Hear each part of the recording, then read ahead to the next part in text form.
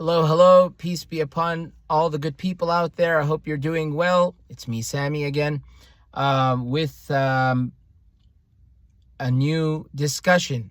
Last we met. First of all, for those of you who are coming in for the first time or watching for the first time, welcome to you.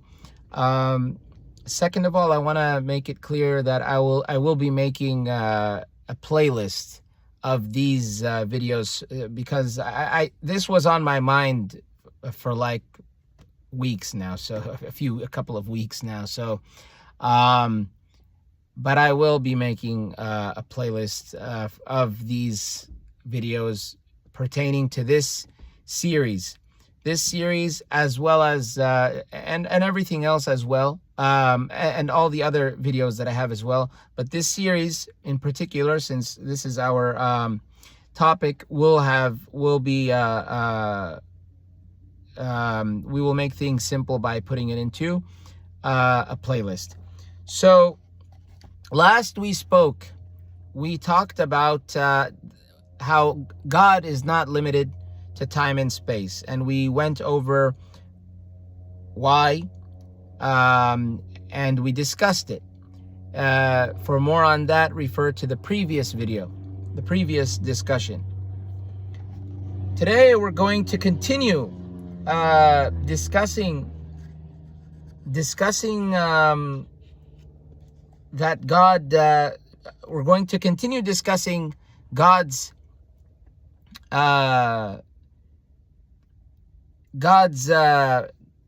being. I'm trying to find the best word for this. God's being free from time and space, and we will be talking about the kursi, the celestial chair, the kursi from Ayatul Kursi. We'll be talking about the kursi from Ayatul Kursi. We may go into his divine throne as well. Let's see what we can cover in any case. So that's what today's lesson should be about, God willing. Before anything, I begin in the name of God, the compassionate, the merciful. I praise and I glorify him as he ought to be praised and glorified. So Imam al-Hadi says, peace be upon him, says he existed when there were no heavens, earth. No heavens, comma, earth. This is from the excerpt. So what the commentators do is they include excerpts from his book, and then they will take a sentence or a fragment from that, or a verse or verses from that excerpt, and then they analyze it for us. So he existed when there were no heavens, comma, earth. Now the commentary. Since the heavens and earth were created, it necessitates that the one who created them existed before them. The mighty and majestic says, meaning God, I seek refuge from the accursed Satan in the name of God, the compassionate, the merciful. He says, he is the first. He is the first. Quran 57:3. He also says, God is the creator of everything. 39:62. Quran 39:62. By the way, speaking of God being the creator of everything, we're going to get to the topic when it arrives. There are those who try to refute us, but because we who are Mu'tazilah or Zaydiyah, we say that we create our actions. They say that God creates everything, thus God creates our actions, which is not the case. So those evil acts which we commit, may God for guide and forgive us, they say that God created them, so they're basically attributed to God, which is not the case. They basically blame God. The reason they say it is because God created everything. They say God created everything. God created everything. We did not say that God did not create everything. We did not say that we produced the good, the evil, or good and evil just out of nowhere. We didn't say that it just So in Arabic, the Quran mentions what's known as kun fayakun. Kun fayakun means be and it is. God is the ultimate creator. He is the creator. We are not creators. We have an ability that God gave us to produce. I have the ability to pick up these glasses. Okay, I have the ability to pick up these glasses and I can put them down. Who produced this action? Me. I produced the action. Who gave me the ability to do it? God. Who gave my stomach the ability to hold food, and who gave my digestive system the ability to digest? God. You see? So the abilities have been given, have been assigned. But they said that God created the abilities. We'll get to this topic when we get to it. Those who are watching may find interest in what I just mentioned, which may be intriguing for them and make them think and wonder. And that's the whole purpose of everything, especially in this channel and outside this channel. So, God is the creator of everything. 39:62, Quran, 39:62. He also says, God, all praise is due to God who created the heavens and earth and made the darkness and light. Quran 6:1. Also, all praise is due to God, creator of the heavens and earth. Quran 35:1. And he is the one who created everything for you on the earth. He then took to the heaven and made them 7 heavens. Quran 2:29. 2:29. Chapter 2, verse 29. There are many more verses that affirm the creation of the heavens and earth. He existed before the existence of the heavens and earth. Therefore, it is incorrect to assert that God exists in the heavens just as much as it is incorrect to assert that he is on the earth. It is incorrect to assert that God exists in the heavens just as much as it is incorrect to assert that he is on the earth. Okay? The celestial chair, al-kursi, like Ayatul Kursi, that's what I have on my necklace. Oh, I don't have my necklace on me. But that's what's on my necklace. That's the pendant. It's Ayatul Kursi. A Salafi once said to me, "Oh, what do you need that for?" You know, he said, "Do you I think it was, do you think you're being protected by it or something?" I wear it because, first of all, I like jewelry. Second of all, I want something meaningful. So I have a verse from my holy book. We don't have symbols in Islam, by the way. We don't have a crescent and a star and all this business, this nonsense that didn't come from, it has nothing to do with Islam. So all those countries that have the moon and the star, this has nothing to do with Islam. Nothing. The only time that the crescent has anything to do with Islam is Ramadan and Eid. That's the only times I can think of. And to figure out which month we're in this time around or whenever. I believe that might be, maybe it's an Ottoman thing or something like that. In any case, so, but anyways, that's what that Salafi person was telling. He was thinking that, he said, why don't you just wear it like, I don't know. He was not attacking me, you know, he's not my enemy, by the way. We're friends, but, it was just, you know, he just had he had comments, you know, to make about it. I don't know. He thought that I was seeking protection from him. Maybe I don't doubt that the Quran protects me. The Quran protects all of us. Of course. I mean, there's nothing wrong with wearing the Quran, even if it is for protection. That wasn't my intention when I got it. But let's say it does protect, which it does. Well, why not? Why not have a necklace or a ring that has the name of God on it? Why not? So in any case, the celestial chair, the kursi, like Ayatul Kursi,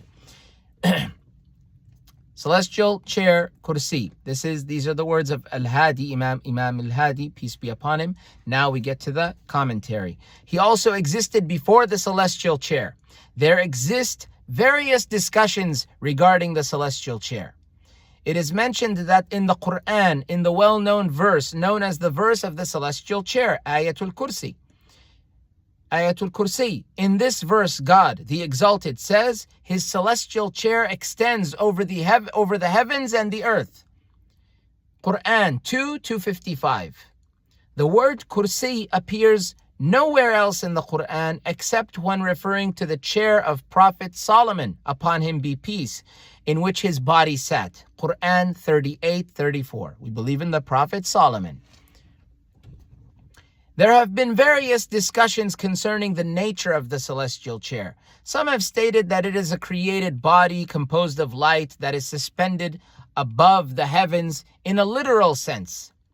Many of the textual proofs of those that hold that view, the literal view, are narrations in which the description of the celestial chair is given. For example, there is a narration in Fath al-Bari. Fath al-Bari is by Ibn Hajar al-Asqalani, and Majma' al-Zawaid by Ibn Hajar al-Haytami, and Tafsir Ibn Kathir, on the authority of Abi Dharr al-Ghifari, one of the noble companions of the Prophet, peace and blessings be upon them both, in which he, Abu Dharr, related that the Prophet, peace and blessings be upon him, and his progeny said regarding the celestial chair, the seven heavens and earth are surrounded by the celestial chair, just as a ring is surrounded by the desert. I don't know what that means, a ring surrounded by a desert. Maybe I'll just go with the apparent meaning, a ring, an object surrounded by a desert. Something of something which we consider to be, I guess, shiny and good looking, a ring. I'm thinking of a literal ring. So a ring and surrounded by a desert. Okay, so that's what, according to the narration, what is narrated is that Abu Dharr said that the Prophet said, the seven heavens and earths, the seven heavens and earths are surrounded by the celestial chair, just as a ring is surrounded by the desert. So they're surrounded. The greatness of the divine throne over the celestial chair, so the divine throne is different than the celestial chair. The greatness of the divine throne over the celestial chair is just as the greatness of the desert over a ring in it.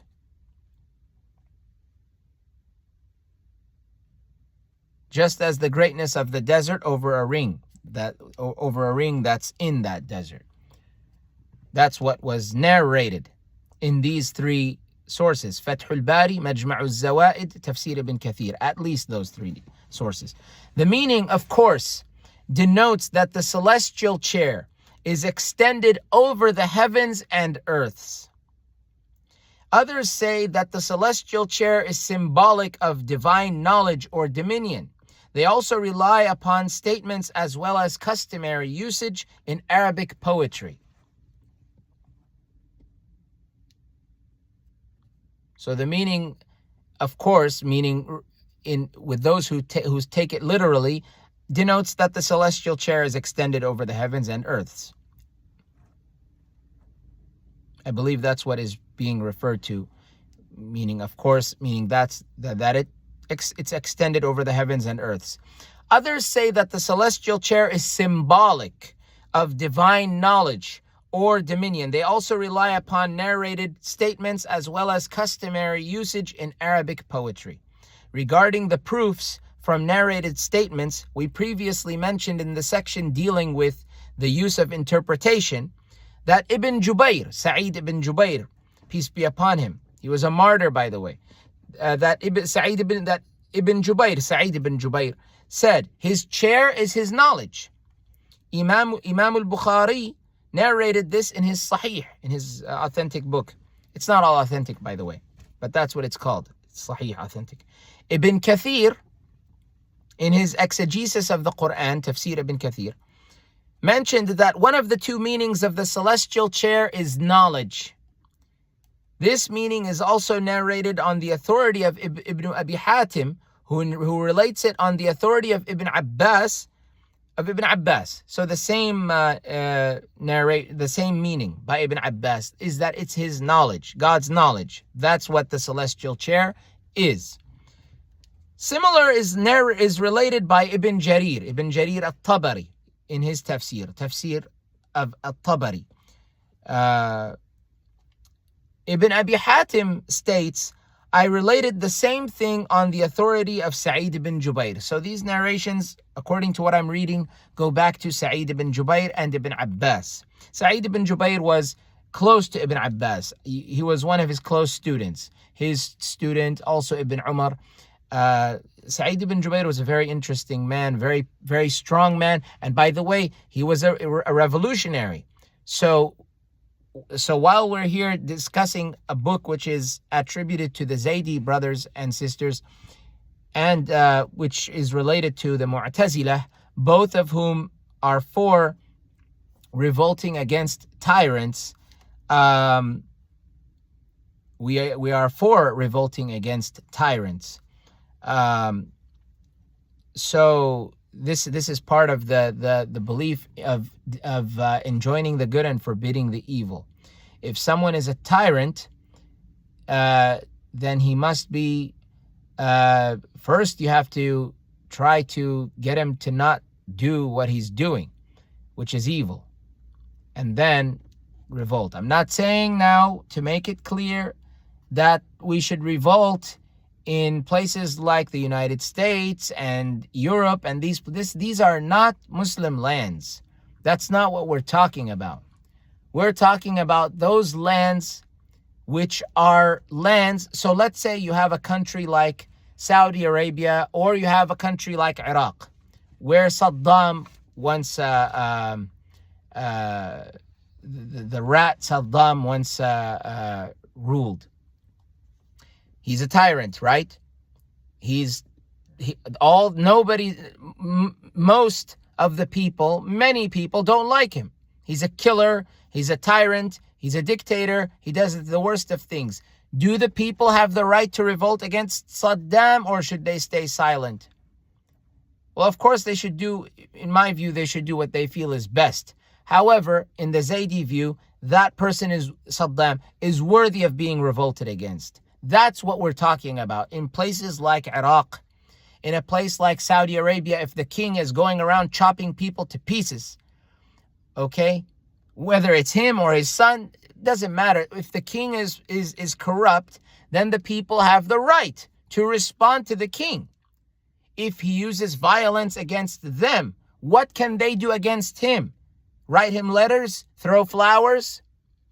So I want to make it clear on this YouTube thing that revolt does not mean terrorism. That doesn't mean Al-Qaeda or ISIS or any of that rubbish. That's not what it is. Revolt means rights for the people. So my mother comes from Eritrea. Eritrea has a tyrant named Isaias Afwerki. Isaias is just it's a word for Isaiah. The point is, he's a tyrant. So do people have a right to revolt against him since he's a tyrant and crooked and all of that? Yes, because the people of that land are oppressed by him. That's what we mean when we say revolt against the tyrant. Okay, so nobody takes it the wrong way. Oh, we defend terrorism. No, we don't defend terrorism. In fact, those terrorists don't like us. They hate us and they kill us. And we don't like them either. But we don't go around destroying mosques and churches and destroying graves and killing innocent people the way they do. That's not what we do. When I say revolt, I mean those who protect the trees and the animals, including pigs and other animals which we don't, pigs. Why I say pig is because we don't eat the pig, right? We say the pig is unclean. The pig is protected. Pigs, trees, churches, synagogues, these are protected. The problem is not with those of other religions. The problem is with the oppression. That's what the revolutionary is going after. So any revolution you know of in history, whether it's a Muslim revolution or a non-Muslim revolution, It is a revolt against a tyrant, someone who has committed tyranny against someone. You have done me wrong. I don't know what else to do. I have to fight you because there's no other way. That's what it means. Okay? That's what it means. It doesn't mean to go and terrorize human beings. No. That's not what it means in any way, not from near or from far. Not remotely or closely. It doesn't mean that in any way. This I want to be made crystal clear. This is our belief of revolt. And the best way of revolt is always advice, using dialogue. Protesting is a way of revolt. To simply protest, that's a way of revolt. Doesn't mean go grab your gun and go shoot everyone. No. That's not how we do things. That's not how the Zaydiyah or the Mu'tazila or anyone else, Quran-centric brothers and sisters, that's not what we do. So when we believe in it's self-defense. Just like if someone comes and wants to beat you up, do you let him beat you up or do you defend, at least block? Blocking is considered self-defense. Hitting back until that person is neutralized so he can no longer hurt me, so he doesn't give me two black eyes. That's what we mean. I hope that's clear to the listener. Sa'id ibn Jubayr was a revolutionary, and he was killed by an Umayyad. Regarding the proofs for chair, in quotations, chair meaning knowledge in Arab poetry, a poet said, you do not establish takarrasa. You do not establish knowledge of the unseen on creation. You do not establish knowledge of the unseen on creation. This means you do not know. But the word used in Arabic is takarrasa, which is a conjugated, I don't know the root of kursi, but they are related. So it's just a conjugated verb, takarrasa. You do not establish knowledge of the unseen on creation. Takarrasa. This means you do not know. Another poet said, you are surrounded by them, white faces and congregated, chairs waiting for the time to rotate. In this poem, chairs refer to people with knowledge. Again, another poet said, you are surrounded by them, white faces and congregated, chairs waiting for the time to rotate. In this poem, chairs refer to people of knowledge, people with knowledge. Interestingly enough, Imam al-Hadi, upon him be peace, dealt with the concept of the celestial chair in some of his other writings. In his treatises, Tafsir al-Arsh wal-Kursi, Tafsir al-Arsh wal-Kursi, the interpretation of the tafsir of the throne and the kursi, celestial chair, and Tafsir al-Kursi, the exegesis, rather, tafsir means exegesis of the kursi, the celestial chair. So in those two, in his treatises, Tafsir al-Arsh wal-Kursi and Tafsir al-Kursi, he concluded that the celestial chair is symbolic of God's authority. However, in this text, he seemingly affirmed that it is a creation of God. I agree that the celestial chair indicates authority. Authority. Maybe it means knowledge, but authority, dominion.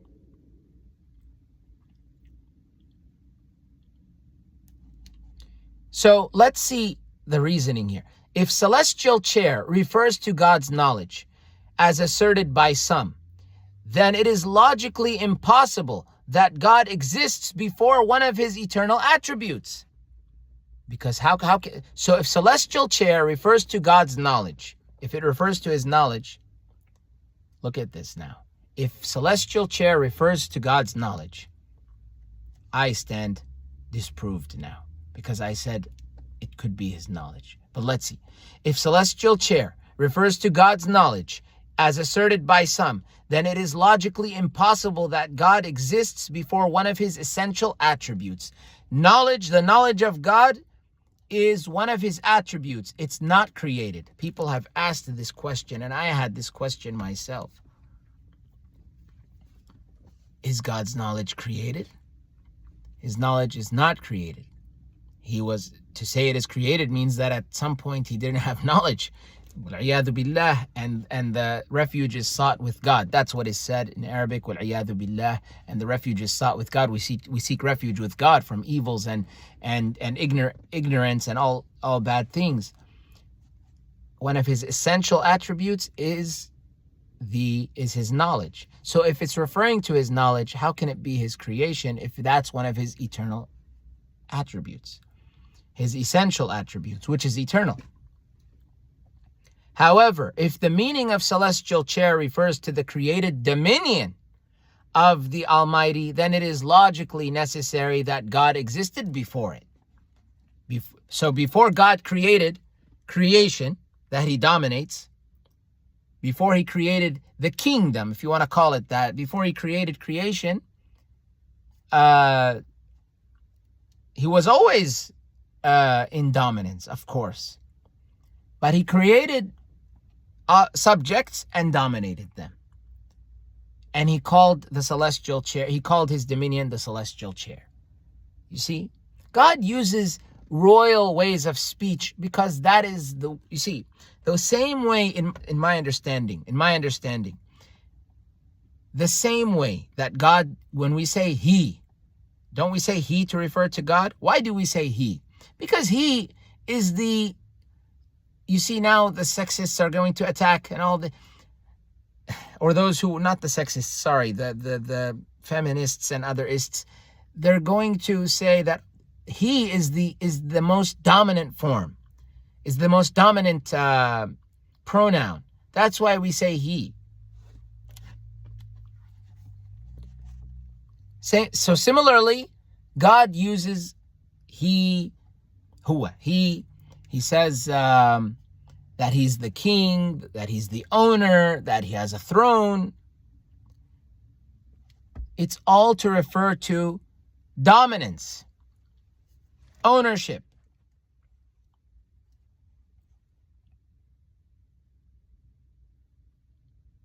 However, if the meaning of celestial chair refers to the created dominion of the Almighty, then it is logically necessary that God existed before it. Therefore, whether the celestial chair is metaphor of God's rule or an actual body, the affirmation that God created it and existed before it is a rhetorical method used to demonstrate God's pre-existence before his creation. So God existed before his creation. That's the point. He existed before his creation. But I agree with Imam al-Hadi in that he says that it's God's authority, dominion. That's what I agree. It's like saying, you know how in English they say a president takes office? Does he take the office in a bag, in his pocket? How does he take with his hands? He takes office. He took office means he became president. Similarly, that's what's going on. Subhanallah. Glory be to God. Subhanallah. Let's talk about the divine throne. Okay? So the divine throne, Arsh, this will be the final topic for before we get to the next one. The divine throne, Arsh. These are Imam al-Hadi's words. The divine throne, Arsh. God is also, now the commentary. God is also said to exist before the divine throne. Similar to the celestial chair, there is disagreement amongst the Muslims regarding its meaning. The literalists say that the divine throne is a body composed of light, similar to the celestial chair. However, it is different from the celestial chair in that it is said to be larger than it, just as the celestial chair is said to be larger than the heavens and earth, as is evident in the previously mentioned hadith narration. Also, some of the narrations mention that the throne is carried by 8 angels, known as the carriers of the divine throne, Hamalatul Arsh, the carriers of the throne, of the divine throne. God mentioned them twice in the Quran. In the first verse, he says, those who carry the divine throne, Quran 47. The second verse says, and angels are on its sides. On that day, they will carry the divine throne of your Lord above them. All 8 of them. 69:17. Quran. The angels that bear the throne are said to have 4 faces. 4 faces. one of which resembles a human, another resembles a bull, another resembles a lion, and the fourth one resembles an eagle. This is not Quran. This is hadith now. Each angel is said to be placed in charge of the provisions of those creatures in whose faces they resemble. Each angel is said to be placed in charge of the provisions of those creatures in whose faces they resemble. Numerous verses of the Quran also mention that angels are surrounding the divine throne. They surround it. It is seen to be the Qibla. Qibla meaning a direction of worship, you can say perhaps. It is seen to be the Qibla, the Qibla of the heavenly hosts, people of heaven. One example is the verse, or beings of heaven. One example is the verse, and you will see angels surrounding the divine throne from all sides. Quran 39:75. Those who argue that the divine throne is literal use these verses to indicate that it is truly an entity and not metaphorical. So they say it's literal because of these reasons. They take the apparent. Other narrations that mention the divine throne as a literal entity mentioned that it has writing on it. For example, there is a narration in the Shifa, I believe it's Shifa, or Shifa, in the Shifa of Qadi Iyad. Qadi Iyad, he was a Maliki scholar. In the Shifa of Qadi Iyad, in which he narrated from At-Tabarrani. At-Tabarrani is one of the hadith collectors.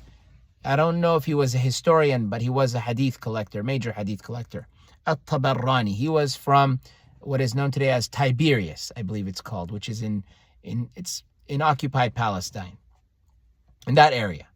So Qadi Iyad narrates from At-Tabarrani on the authority of Abil Hamra that the Messenger of God, peace and blessings be upon him and his progeny, said that on the Mi'raj, the divine ascension to heaven, when it is said that the Prophet ascended to heaven during his lifetime, it's called the Mi'raj.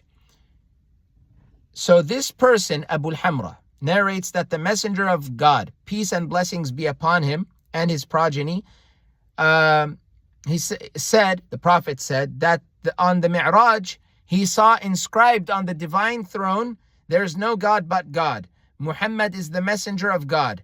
I have assisted him by Ali." That's what it says. That's what it's said that he saw on the throne.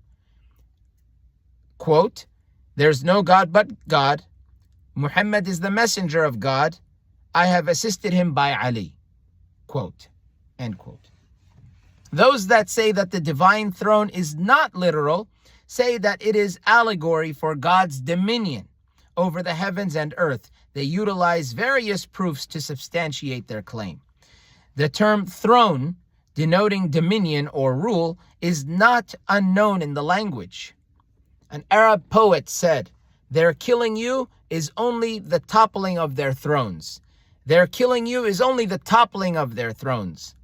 By Utaybah ibn al-Harith ibn Shihab. I don't know if he was a Muslim or not. His name was Utaybah ibn al-Harith ibn Shihab. So that's one poem. Their killing you is only the toppling of their thrones.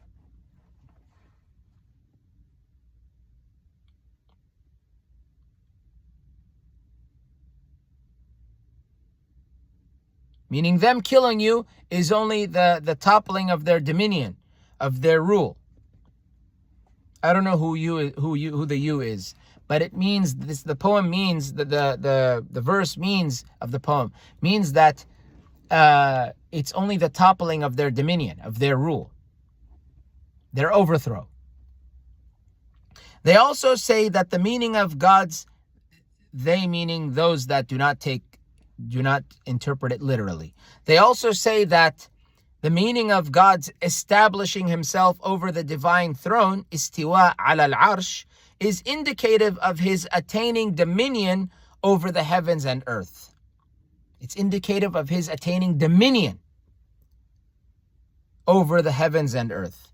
This is in contradistinction to the purported statement on the authority of Imam Malik ibn Anas, So this is in contradistinction to the purported statement on the authority of Imam Malik ibn Anas. Malik ibn Anas is one of the four Imams of the Sunni schools of thought. Like there's Hanafi, but Abu Hanifa, which the Hanafi madhab is attributed to, Maliki madhab, which the Maliki which attributes itself to Imam Malik ibn Anas, the Shafi'i madhab, which is attributed to Imam Muhammad ibn Idris al-Shafi'i, I believe that was his name, and then it's there's the Hanbali madhab, which attributes itself to Ahmad ibn Hanbal. These are schools of fiqh, schools of Islamic law. God willing, I'll be doing lessons on comparative Islamic law based on Sunni texts. So let's see here. So they also say that the meaning of God's establishing himself over the divine throne, istiwa ala al-arsh, is indicative of his attaining dominion over the heavens and earth.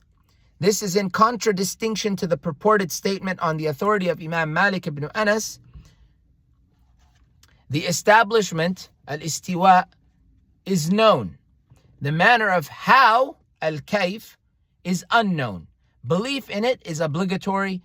Questioning about it is a heretical innovation, bid'ah.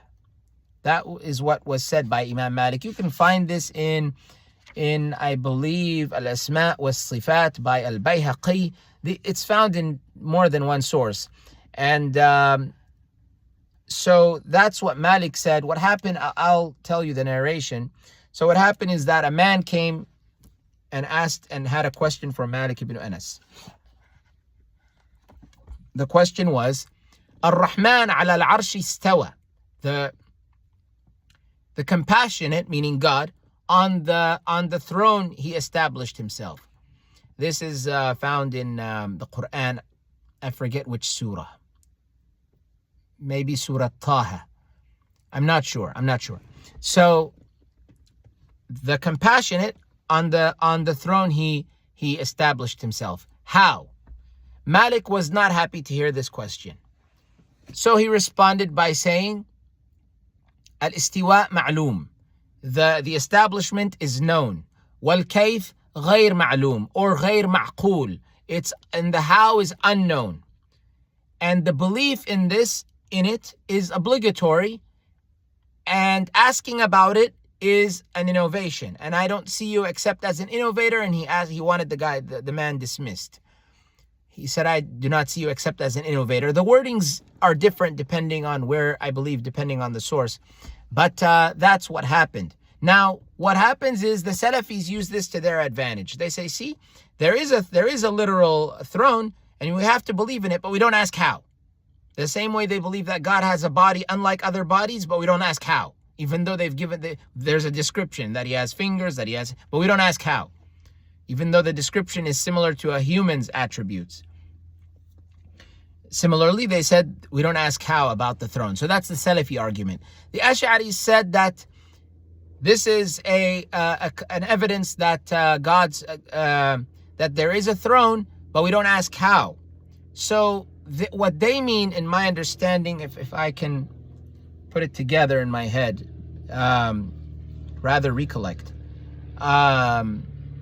recollect.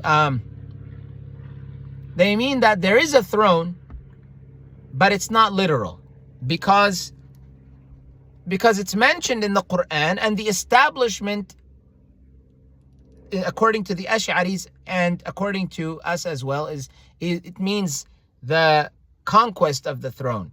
Well, according to some who, I believe it doesn't have to do with, it might have to do with conquering the throne. They say that istiwa could mean conquering the throne, subjugating the throne. So they accept it from that side of things, the Ash'aris and the Maturidis perhaps as well. Yeah, the when God says he established himself on the throne, I say that he took power, he took dominion. That's what it means. He established power, he established his authority. That's it. If it means he conquered the throne, I accept that too. But there is no literal throne that he's sitting on literally, no. In any case, we'll see. So that's what the narration is. And the Mufawwidah, those who are from Ahl al-Tafweed. So we said what the Salafis say, and what, in my understanding, to the best of my understanding, and what the Ash'aris say, to the best of my understanding. And the Mufawwidah, who reject interpretation, they say, yeah, see, there is a throne, we accept it, but we don't ask how. Because that's what they say about when it mentions God having a face, God having hands. If I'm not mistaken, because they may interpret some verses, but they don't believe in interpreting verses generally. Ta'wil, which we went over two or three videos ago. I can't remember. But so that's what the Mufawwidah say, the Ahl Tafweed. So they all of them say that this narration, they all use this narration to defend their claims. In the Mu'tazili view, I'm not sure about the Zaydi view. We're going to see, God willing. I believe one of the views, if not the only view, if not, it's the only view, and if there are other views, I'm not sure of. I believe it is conquering the throne. If I'm not mistaken, I could be wrong. Actually, I'm not sure, to be quite honest with you. Forgive me. I'm not sure. I don't know if it means conquering the throne. It might, according to some. But my understanding, based on, this is me, my understanding, Sammy's understanding, is that it means that God conquered the throne. Not that he conquered. Forgive me. That's acceptable. I don't say that that's not acceptable. I believe that it's God's dominion. When God took the throne, it means he took dominion of all creation. The throne represents God's, the throne is a symbol representing the authority of God. So when it says he took the throne, it means he took power. He took authority.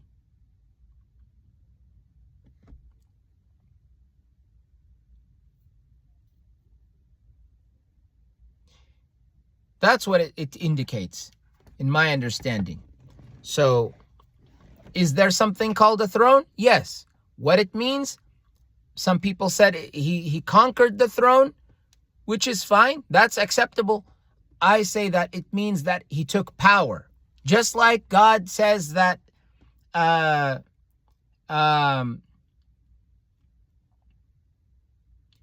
same way God says that there's a kursi, celestial chair. Does it literally mean that there's a celestial chair? We said it means dominion. Dominion. That's what it is. I agree with that. The dominion of God, authority of God, not knowledge. Knowledge is, if God's knowledge is created, then there was a time that he did not know.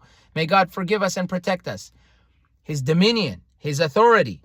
Similarly, the throne may carry the same meaning. We'll see what is yet to come, because that's the next section. The meaning of establishing, istiwa. The meaning of establishing, istawa.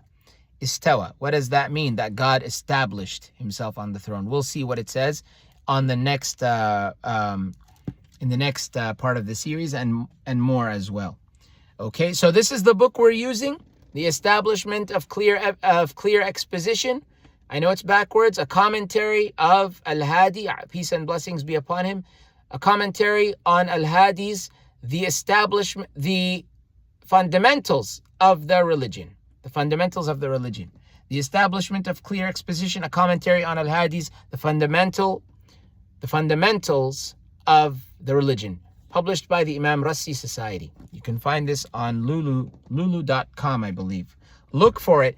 Also, they just finished translating another text. I forget the title. It's basically the sayings of Zayd ibn Ali. Okay, I'll include the link to that under this video. I know I need to include tags and references. I will do it. Don't worry. Forgive me for not having done so. But it's the title is the sayings of Zayd ibn Ali. I don't know if that's the title, but it includes the sayings of Zayd ibn Ali. Basically, what Imam Zayd, a collection of kind of like Nahj al-Balagha, if you've heard of that. That's the sayings and speeches of Imam and letters of Imam Ali, peace be upon him. This is kind of like Nahj al-Balagha, except it was compiled I don't know by who the original author is. It may have been the Imam Rassi Society, but that book just came out in the English language. So it's you can find it in paperback. I have been told that they're going to be they're considering making their books hardback, hardcover as well. But the nice brothers, and if there are sisters, the nice brothers and sisters from the Imam Rassi Society, Imam Rassi, peace be upon him, he's the grandfather of Imam Al-Hadi, peace be upon him. The Imam Rassi Society is very thoughtful and kind to think about, the cost of these books, because the hardcovers cost more, and then the paperbacks. So they think about, people and their budget, which is good. I'm not rich. And, if somebody might be wondering, well, how do I have a hardcover? Does this mean I'm rich? It was $40, $40. But it's not that I'm rich. I love books. I love texts. So if there's some money that I have, money that someone else may spend on something else, I'll spend it on a book. Okay, I'll spend it on a book that I believe is worth having with me. There are plenty of books that are worth having, but ones that I feel are very, very important to have, and just others that I like, I want to, just see what they include, books that I want, they increase our knowledge. I buy them, so, but I'm very thankful to the brothers and sisters. I don't know if there are any sisters, but I'm thankful to the Imam Rassi Society for thinking about the budget of the readers and of their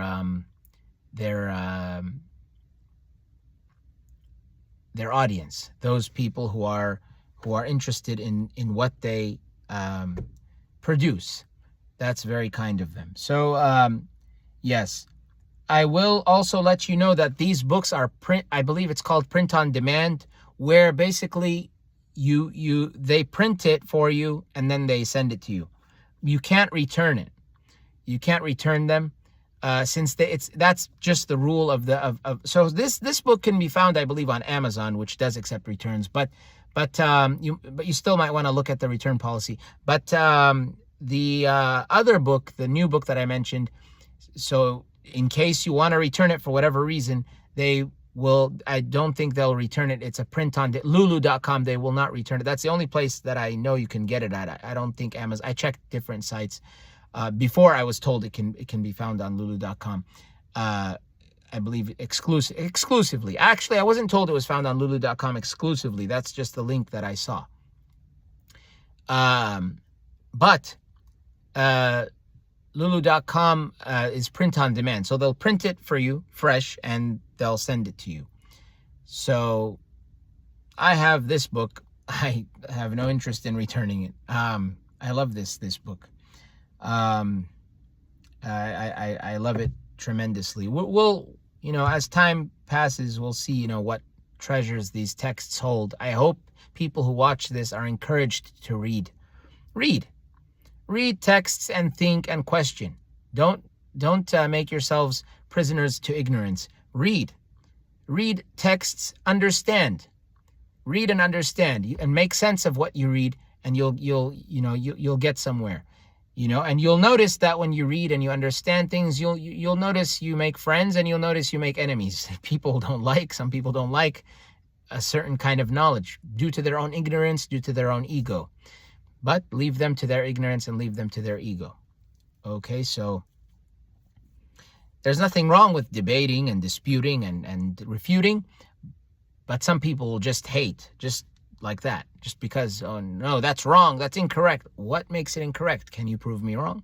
So gain knowledge. Knowledge is more important than acts of worship, as in praying and giving charity, because if you don't know how to pray, how do you pray? If you don't know how to give, if you don't know, let's just say you don't know what money is and you don't know what giving means, how will you know if nobody's taught you how to give?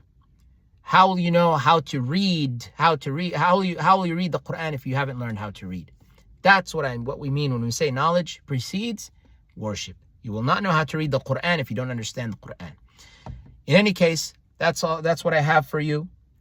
I'll see you guys on the next series, probably the day after tomorrow, God willing. May God protect and preserve you. May God protect, preserve, and guide us all.